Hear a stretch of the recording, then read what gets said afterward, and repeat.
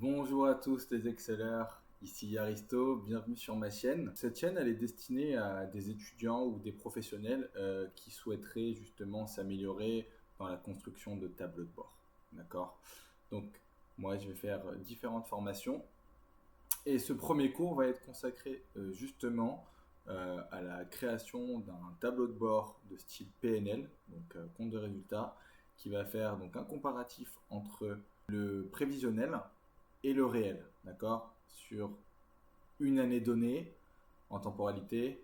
Par contre, les comparaisons se feront mensuelles. Dans une seconde vidéo, j'aborderai le cumulé. Comme ça, à la fin de la seconde vidéo, vous aurez vraiment un tableau de bord synthétique et complet. D'accord? Ce que j'aimerais avoir à la fin de ce premier cours, c'est quelque chose qui ressemble à ça.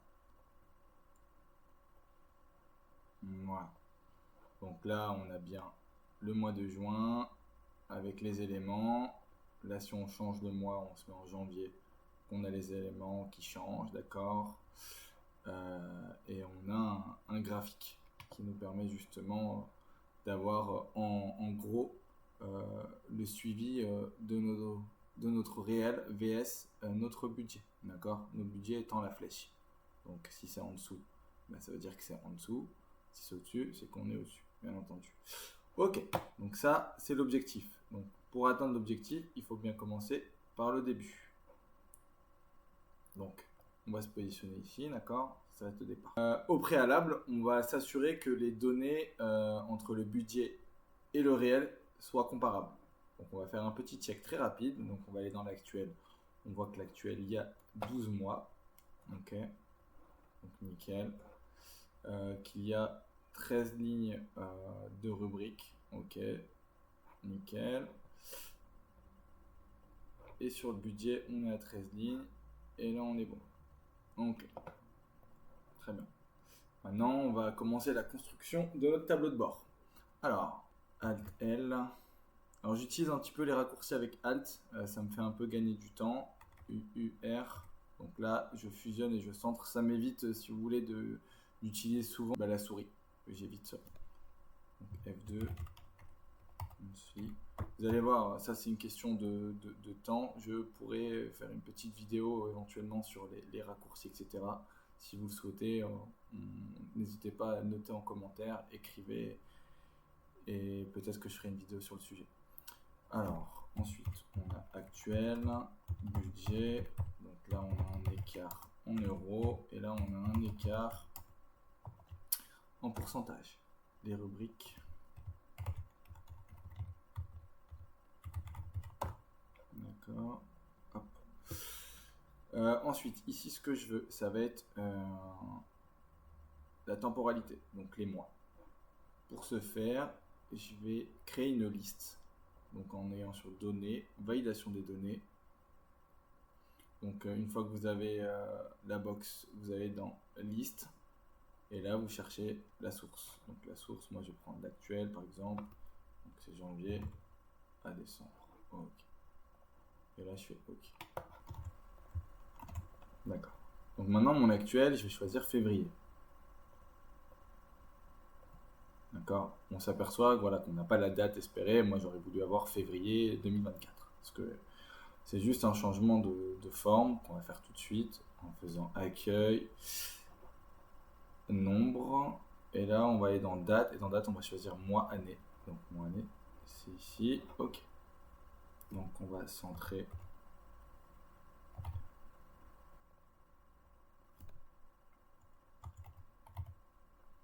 OK.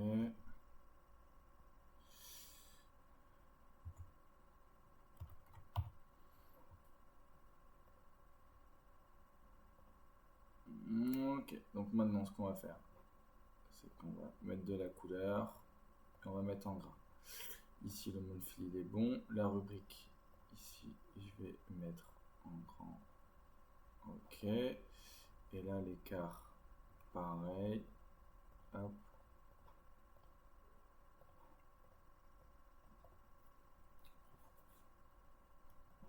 Ok. Une fois que j'ai ça, maintenant je vais aller chercher mes rubriques. Donc comme on a dit au préalable, les rubriques c'est les mêmes dans le budget Et dans l'actuel, donc je les récupère sur l'une des deux feuilles. Et là, je vais faire un contrôle en valeur. Ok. Une fois qu'on a ça, maintenant, on va rapatrier en fait les données. Donc très simplement. Donc là, on est sur le mois de février, d'accord. Moi, ce que je veux, c'est que pour ma partie réelle, je veux le montant pour le mois de février sur le revenu numéro 1. Donc, si je regarde un petit peu dans la feuille actuelle, en février, sur le revenu numéro 1, j'ai moins 54 292. Sachant que je veux à la fin un résultat positif. Donc je vais devoir changer de signe. Je vais mettre un moins devant. Ok. Je vais utiliser une fonction matricielle qui s'appelle la SUMPROD. Pour ceux qui ne connaissent pas, la SUMPROD, c'est une fonction qui est très très puissante. Elle permet de faire plusieurs choses, de multiplier des colonnes entre elles et aussi de faire des calculs de conditions, comme du style SUMSI, SUMSIAN, ce genre de choses-là.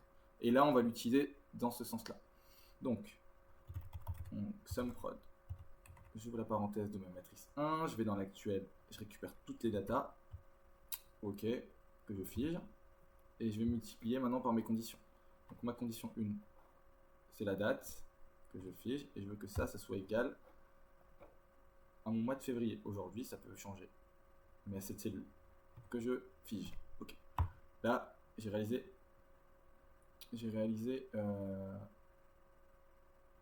ma première condition. Ouais. Maintenant, deuxième condition. Hop. Donc, je vais dans l'actuel. Parmi mes rubriques, je fige. Je veux que ça soit égal à mon revenu 1. D'accord. Même chose pour le budget. Ça va être rapide. SUMPROD, boum, matrice 1, budget ici. Je fige, je ferme, je multiplie par la première condition qui est ici. Et ça, c'est égal à dbstart, là, que je fige. Je ferme ma parenthèse. Deuxième condition, mon revenu, que je fige, et je veux que ça soit égal à mon revenu 1. Et là, je fige que la colonne. Une fois, deux fois, on ferme. Ouais, il y a une erreur. Pourquoi? Parce qu'il y a deux fois le budget 2024. Ok, donc ça. Mince. Ici. Voilà. Normalement, là, ça marche. Ok. Juste, je rajoute le signe moins. Et on est bon. Là, c'est comparable. Là, je tire la formule. Ok. Mon écart. Très simple. C'est mon actuel moins mon budget. Et ici, donc, c'est ça sur mon budget. Ok. Donc, là. Ça, ça. Et là, je peux tirer les deux. Hop. J'ai tout bon. Maintenant, ce que je vais chercher ici, ça va être Alt LOO. Et je veux le séparateur. Ok.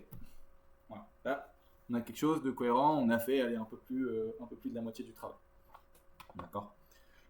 Maintenant, ce qu'on va faire, on va mettre des totaux et des sous-totaux.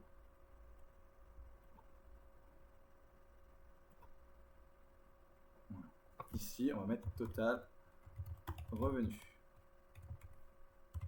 Ok. Donc là, il y a un petit shortcut facile. Donc, on appuie sur Alt et Entrée en même temps et ça me met la somme. Donc là, j'appuie sur Entrée, CTRL C, CTRL V, et ici, je tire. Je mets en évidence. Donc, hop, hop, voilà. Pour dire que ça, c'est mon total revenu, je le mets en évidence. Pareil ici, total COGS.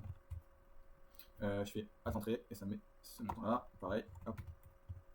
Et là, je tire. Ok, donc total COGS. Je fais pareil, c'est un agrégat, on le garde. Ici, on va mettre total cost and payroll, c'est tout ce qui paye.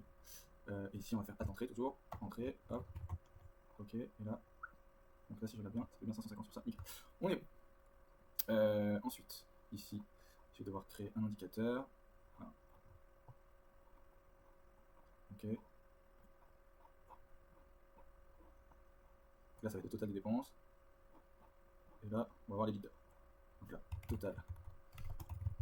Expense, c'est bien les dépenses.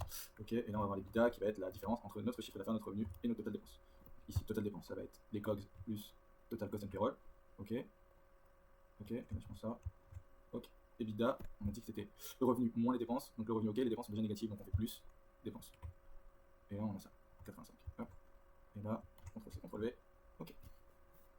Voilà. Là, on a déjà un bon premier tableau, donc qui recense tout. D'accord.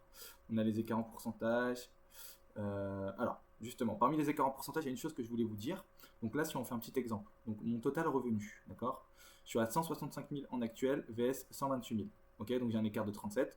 Donc en gros, je suis en avance de 37 000 par rapport à ce que j'ai budgétisé. Donc j'ai plus de 29% en écart, ce qui est cohérent. Nickel. Par contre, où est-ce que je peux faire ça? Dans mes dépenses, par exemple, on va prendre moins 79 000 vs moins 81 000. On est d'accord que j'ai moins dépensé que ce qui est prévu. Donc ça ne peut pas être un écart négatif, c'est un écart positif. D'accord? Donc c'est positif de moins dépenser que ce qu'on a prévu. Il y a des explications, mais d'une manière, on va dire que c'est positif parce que justement, sur 10 euros que je devais dépenser, finalement j'en dépense 9, donc ça veut dire que j'ai fait une économie quelque part. Donc c'est pour ça qu'il y a une petite chose à modifier ici. Donc à partir de là, ça va être du moins. D'accord? Et ici, je vais faire un copier. Jusque là. Ouais, ça c'est pas grave. Ok. Et mon EBITDA il bouge pas parce que c'est positif. C'est mon revenu moins ça. Donc ça c'est bon. Mais pour tout ce qui est dépenses, c'est ça qu'il faut appliquer. Voilà, là on est à moins 79, vs moins 80, donc on a un écart positif de 1548, donc ce qui fait 1,9% d'écart positif. Ok, une fois qu'on a ça, on va faire une petite mise en forme ici, hop, donc on va aller dans accueil, mise en forme, barre de données, et moi je veux celui-là. Ouais, ça c'est nickel. Ok, une fois qu'on a ça, maintenant on va changer de mois, on va regarder ce que ça fait en avril. Vous voyez en avril là en COG on est à moins 18,6, donc on a dépensé 14 000 euros contre 12 000. Donc on a dépensé plus, donc on a un écart négatif, ce qui fait qu'on a un pourcentage négatif. Donc c'est pas bon, il faut savoir d'où ça vient. Et là on se rend compte que ça vient des CSM, parce qu'on a dépensé 7 000 contre 5 000 au budget.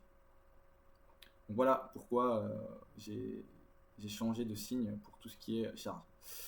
Ok, donc là on s'aperçoit rapidement que ça soit bon. En août, donc voilà, en janvier, tout change. Nickel. Maintenant, ce qu'on va faire, c'est qu'on va utiliser un graphique. Donc, le graphique, je le fais rapidement. Ça va être un graphique. On va avoir trois agrégats, le total du revenu, le total des dépenses et l'EBITDA. Pour ce faire, je prends la rubrique du revenu avec actuel et budget. Je fais un contrôle, je reste appuyé dessus. Total des dépenses, pareil, et EBITDA. Je vais dans insertion, et là, je vais faire graphique recommandé. Moi, je veux pas ces graphiques, je suis pas fan. Je veux tous les graphiques et je veux un graphique combiné. Voilà. Comme ça, le budget, ça me montre par rapport à ça. Tu vois, je pourrais avoir ça, mais c'est moche, moi j'aime pas. Ça aussi, ça va rien dire. Et donc, je vais rester sur ça. Ouais. Donc là, je fais OK. Bon, titre du graphique. Je fais un actuel VS budget. Donc c'est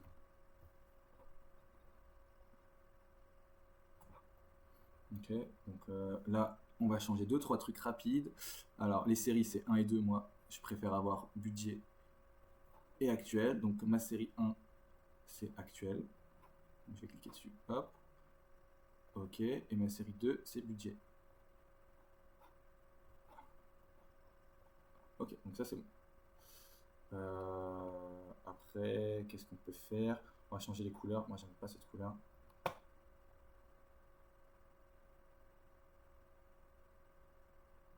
Donc, du bleu nuit. Et là, on va mettre du rouge. Pourquoi pas du rouge? Voilà, on va mettre ça bien fort.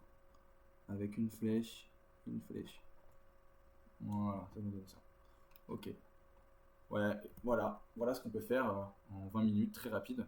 Donc on peut faire un tableau qui représente un PNL, donc avec un actuel VS, un budget, en mois par mois, avec écart en euros en pourcentage, et avec un petit graphique qui montre un petit peu l'évolution des différents agrégats. Donc ça c'est intéressant. Donc regardez là, on est en janvier, en mai, on va voir tout de suite que automatiquement tout change. Ça va changer les chiffres et du coup ça va changer le graphique. En août, pareil. Bon. Donc voilà, si mon contenu vous a plu, n'hésitez pas à liker, partager et écrire un commentaire. Ça va beaucoup m'aider justement pour le référencement sur YouTube. Et je vais faire une partie 2 avec le cumulé. Comme ça, à la fin justement de la vidéo 2, vous aurez vraiment un tableau de bord compact qui va vous permettre d'avoir quelque chose, d'avoir un tableau dynamique. Et après, voilà, vous n'aurez plus qu'à changer les datas, quoi. Et vous pourrez vous amuser avec tout ça. Merci à tous, ici Aristo Excel, à plus et à très vite. Au revoir.